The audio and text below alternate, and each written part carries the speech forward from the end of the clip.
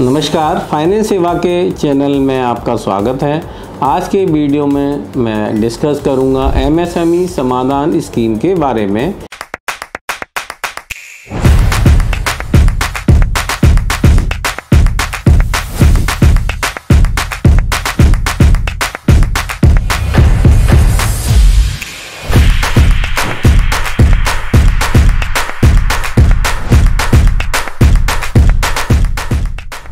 Micro, small और medium enterprises देश भर में अलग अलग सेक्टर में तेज़ी से आगे बढ़ रहे हैं और इंडिया के इकोनॉमिक डेवलपमेंट में क्रिटिकल रोल निभा रहे हैं। ये छोटे और बड़े बिजनेस ग्रोथ के इंजन की तरह काम करते हैं, इनोवेशन को बढ़ावा देते हैं, एंटरप्रेन्योरशिप को बढ़ावा देते हैं, ज़्यादा से ज़्यादा एम्प्लॉयमेंट अपॉर्चुनिटी पैदा करते हैं और सबसे महत्वपूर्ण बात, लोकल कम्युनिटी को एम्पावर करके वेल्थ डिस्ट्रीब्यूशन को फेयर बनाते हैं। इसीलिए MSME Samadhaan scheme MSME owner के लिए बहुत अच्छा ऑप्शन है, जो पेमेंट डिले को दूर करके एमएसएमई के कैश फ्लो को स्टेबल रखता है।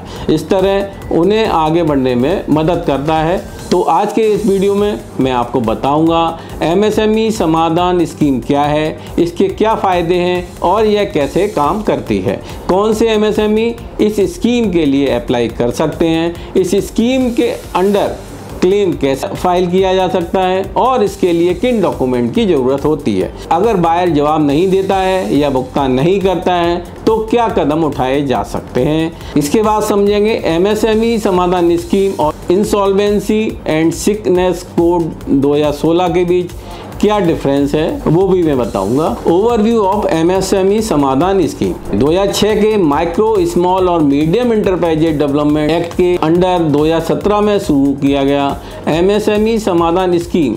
यह बायर द्वारा एमएसएमई को ड्यू पेमेंट जल्दी दिलाने में मदद करती है। टाइम पर पेमेंट मिलने से यह स्कीम एमएसएमई के ग्रोथ और प्रॉस्पेरिटी के लिए अच्छी होती है, जिससे वो और ज़्यादा तरक्की कर पाते हैं और देश की इकोनॉमी में अपना बेहतर योगदान देते हैं। Understanding MSME Samadhaan scheme MSME act 2006 यह सप्लायर को लेट पेमेंट से बचाता है। अगर बायर 45 डेज के अंदर गुड्स या सर्विस का पेमेंट नहीं करता तो उसे सप्लायर को 3 गुना बैंक रेट पर कंपाउंडिंग इंटरेस्ट देना होगा। आरबीआई ने अभी जो बैंक रेट रखा है वो 6.75% पर एनम है, तो ऐसे में कंपाउंड इंटरेस्ट 20.25% बन जाता है।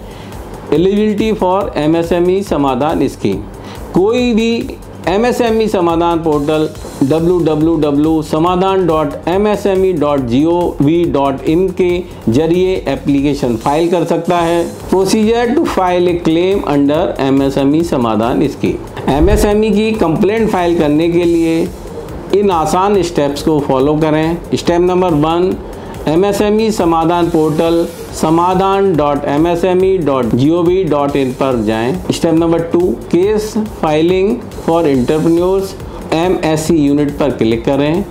स्टेप नंबर 3, अपनी एमएसएमई रजिस्ट्रेशन टाइप करें, उद्योग आधार नंबर या उद्योग रजिस्ट्रेशन नंबर। स्टेप नंबर 4, अपने रजिस्ट्रेशन नंबर, रजिस्ट्रेशन सर्टिफिकेट में दिए गए मोबाइल नंबर और रजिस्टर्ड मोबाइल नंबर या ईमेल आईडी पर भेजे गए वन टाइम पासवर्ड के साथ लॉगिन करें। अपने क्लेम को प्रूफ करने के लिए सभी ज़रूरी जानकारी के साथ क्लेम एप्लीकेशन भरें और रिलीवेंट डॉक्यूमेंट अटैच करें। केस को एमएसएमई समाधान टीम द्वारा रिव्यू के लिए जमा करें। एप्लीकेशन सबमिट होने के बाद ऑटोमेटिकली जनरेटेड एक नोटिस बायर को भेजा जाएगा, जिसमें आउटस्टैंडिंग अमाउंट मेंशन होगा और उसे निर्धारित समय के अंदर भुगतान करने का आदेश दिया जाएगा। अगर बायर नोटिस का जवाब नहीं देता या पेमेंट नहीं करता तो एमएसएमई समाधान प्रोसेस आगे ये स्टेप लेता है। अगर बायर पेमेंट नहीं करता है या नोटिस का जवाब नहीं देता तो एमएसएमई फैसिलिटेशन काउंसिल शिकायत को एक एमएसएमई केस में बदल देगा। काउंसिल खुद आर्बिट्रेशन प्रोसेस को संभाल सकता है या किसी आर्बिट्रेशन इंस्टीट्यूट से मदद ले सकता है। डिस्प्यूट पर आर्बिट्रेशन एंड कॉन्सिलेशन एक्ट 1996 के सेक्शन 65 से 81 तक के नियम लागू होते हैं। इसे ऐसा माना जाएगा जैसे आर्बिट्रेशन एंड कॉन्सिलेशन एक्ट 1996 के पार्ट 3 के तहत आर्बिट्रेशन शुरू कर दिया गया हो। अपील अगेंस्ट डिक्री, अवार्ड और ऑर्डर। एमएसएमई एक्ट की सेक्शन 19 आर्बिट्रेशन प्रोसीडिंग के नतीजे के तौर पर आए डिक्री, अवार्ड या ऑर्डर को असाइड करने के लिए एप्लीकेशन की अनुमति देती है। एमएसएमई एक्ट के तहत शुरू की गई अल्टरनेटिव डिस्प्यूट रिजोल्यूशन या आर्बिट्रेशन पर आर्बिट्रेशन एंड कॉन्सिलेशन एक्ट 1996 के नियम लागू होते हैं। Execution of arbitral decree, award और ऑर्डर। डिक्री, अवार्ड या ऑर्डर को लागू करवाने के लिए आर्बिट्रेशन एंड कॉन्सिलेशन एक्ट 1996 की सेक्शन 36 के प्रावधानों का पालन किया जा सकता है। टाइमलाइन। आमतौर पर एमएसएमई फैसिलिटेशन सेंटर द्वारा एप्लीकेशन स्वीकार करने के बाद पूरी प्रक्रिया को 90 दिन के अंदर पूरा कर लिया जाना चाहिए। MSME solution versus insolvency and sickness code 2016। Which path is suitable for the recovery. चलिए अब जानते हैं कि आपके लिए कौन सा रास्ता सही रहेगा। एमएसएमई समाधान का इस्तेमाल या इंसॉल्वेंसी एंड बैंक्रप्सी कोड 2016 के अंडर एप्लीकेशन फाइल करना, ये सब इस बात पर निर्भर करता है कि आपकी समस्या क्या है। Nature of dispute. MSME resolution यह खास तौर पर उन मामलों के लिए बनाया गया है जहां बायर एमएसएमई को टाइम पर पेमेंट नहीं देता। इसका मकसद सुलह यानी कॉन्सिलेशन और आर्बिट्रेशन के जरिए जल्द से जल्द पेमेंट कराना और इंसॉल्वेंसी प्रोसीडिंग से बचना है। Insolvency and bankruptcy code. अगर एमएसएमई का इकोनॉमिक स्टेटस बहुत ख़राब और बातचीत या मध्यस्थता से कोई फ़ायदा नहीं हो रहा है तो आईबीसी के अंडर एप्लीकेशन फाइल की जा सकती है। इसका इस्तेमाल सिर्फ पेमेंट में देरी के लिए नहीं बल्कि ट्रेड में लॉस या बैंक्रप्सी होने के डर जैसी समस्याओं के लिए भी किया जाता है। Willingness to maintain minimum relationship. MSME resolutions. अगर आप बायर के साथ बिजनेस रिलेशन बनाए रखना चाहते हैं और उम्मीद करते हैं कि आपसी बातचीत से पेमेंट का मुद्दा सुलझाया जा सकता है तो एमएसएमई समाधान आपके लिए बेस्ट ऑप्शन है। ये डिस्प्यूट को सुलझाने का एक सिस्टमैटिक मेथड है जो बिजनेस रिलेशन को भी बनाए रखता है। आईबीसी यानी insolvency and bankruptcy code. IBC के अंडर एप्लीकेशन फाइल करना एक कॉम्प्लेक्स प्रोसेस है। इससे बायर के साथ रिलेशन ख़राब हो सकते हैं क्योंकि उनके खिलाफ इंसॉल्वेंसी कार्रवाई शुरू हो जाती है। Severity of financial distress. MSME resolution ये कॉमन पेमेंट में देरी या छोटे मोटे झगड़ों को सुलझाने में इफ़ेक्टिव है जहां एमएसएमई का इकोनॉमिक स्टेटस ज़्यादा प्रभाव नहीं होता है।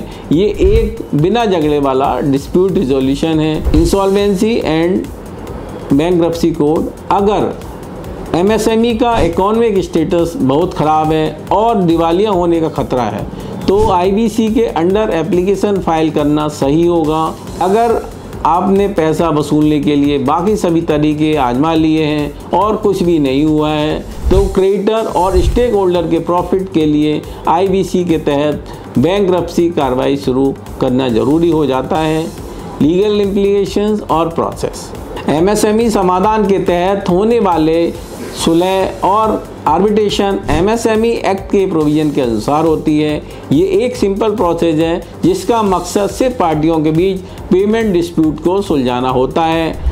आईबीसी के अंडर एप्लीकेशन फाइल करने के लिए कोड में बताए गए लीगल रूल्स और प्रोसेस का पालन करना होता है। इसमें इंसॉल्वेंसी प्रोफेशनल की नियुक्ति, नेशनल कंपनी लॉ ट्रिब्यूनल द्वारा एप्लीकेशन एक्सेप्ट करना और आईबीसी के प्रोविजन के अनुसार रिजोल्यूशन और लिक्विडेशन कार्रवाई शामिल है। उम्मीद करता हूँ आपको वीडियो पसंद आई होगी।